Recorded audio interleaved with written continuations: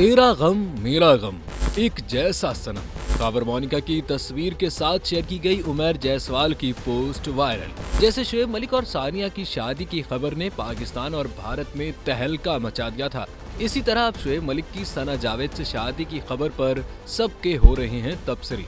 न सिर्फ social media बल्कि पाकिस्तानी मीडिया पर भी इन दोनों की शादी की खबरों ने धूम मचा दी है। इसी दौरान सना जावेद के साबिक शोहर उमर जायसवाल के नाम से मंसूब अकाउंट की पोस्ट वायरल हुई, जिसमें पाकिस्तान के साबिक वजीर आजम की अहलिया बुशरा बीबी के साबिक शोहर खबर मोनिका की तस्वीर पोस्ट की गई थी, जिसमें लिखा गया है कि खबर मोनिका और मेरा गम एक जैसा है, हम दोनों की कहानी भी एक जैसी है।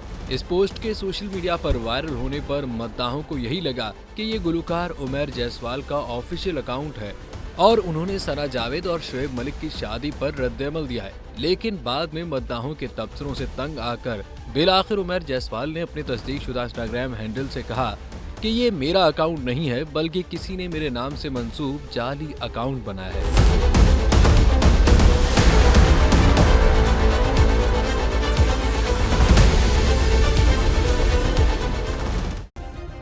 सब्सक्राइब करें और बेल दबाएं ताकि कोई खबर रह न जाए।